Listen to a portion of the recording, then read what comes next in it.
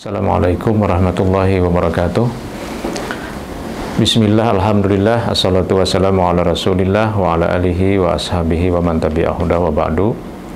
Para pemirsa UIN TV, PB UIN Antasari rahimakumullah. Alhamdulillah kita berjumpa lagi dalam acara Kurma Kuliah Ramadan 1444 Hijriah, yang pada kali ini kita akan menyampaikan satu judul mudik, lebaran, dan Idul Fitri. Para pemirsa yang dirahmati Allah, sampai hari ini tidak terasa kita sudah hampir mengakhiri bulan Ramadan tahun ini, dan kita tentu saja memiliki pengalaman-pengalaman spiritual masing-masing ketika menjalani ibadah puasa, tarawih, dan i'tikaf di tahun ini. Ada tiga hal tadi yang ingin saya jelaskan secara singkat. Yang pertama adalah soal mudik yang menjadi satu tradisi dalam keberagamaan atau dalam kehidupan sosial masyarakat Indonesia, terutama di Kalimantan Selatan. Mudik tentu saja bisa kita artikan sebagai mudik secara fisik. Kita kembali ke kampung halaman sebagai tumpah darah kita. Tapi yang tidak boleh juga kita lupakan bahwa mudik dalam arti spiritual itu dalam pengertian kita kembali kepada Allah Subhanahu wa Ta'ala, karena manusia diciptakan oleh Allah dan dia pasti dalam perjalanan mudik untuk menuju Allah Subhanahu wa Ta'ala. Oleh karena itu, orang-orang tua kita dulu sangat arif dan bijaksana menyebut kalau habis Ramadan kita akan mudik. Mudik dalam arti fisik mungkin sudah kita lakukan, tapi mudik dalam arti spiritual mungkin masih terus kita perjuangkan.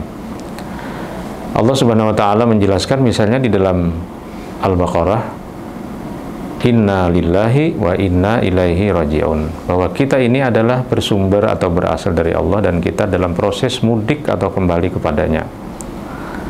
Ketika Allah menurunkan 5 ayat pertama dalam surah Al-Alaq, Allah juga mengingatkan kita dengan kalimat Iqra bismi rabbikal ladzi khalaq.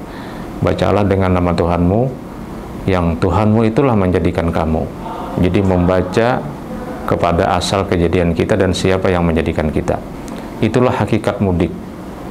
Oleh karena itu, dengan Ramadan ini kita bisa mudik, tapi bisa juga sebenarnya kita tidak berhasil mudik, meskipun secara fisik kita akan kembali ke kampung halaman.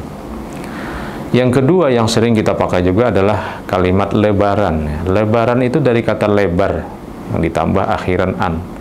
Lebaran artinya kita membuka hati kita selebar-lebarnya untuk siap bersilaturahim, untuk siap menerima kritik, menerima saran. Dan tentu saja yang paling penting lebaran adalah sikap simpati dan empati kita kepada sesama. Kita membuka lebar-lebar pikiran kita, perasaan kita, dan hati kita untuk bisa bermaaf-maafan dan juga bisa menerima berbagai keadaan. Yang terakhir adalah Idul Fitri, artinya kembali kepada kesucian. Insya Allah kalau mudiknya bukan hanya fisik, tapi mudik spiritual, kemudian lebarannya betul-betul kita maknai dengan baik dan kita sikapi dengan benar, kita akan mendapatkan barakah berupa Idul Fitri, kembali kepada kesucian. Oleh karena itulah para sahabat biasanya saling mendoakan, taqabbalallahu minna wa minkum taqabbal ya karim. Mudah-mudahan Allah menerima segala amal ibadah kita selama ini, dan ya Allah terimalah semuanya karena Engkaulah yang maha mulia.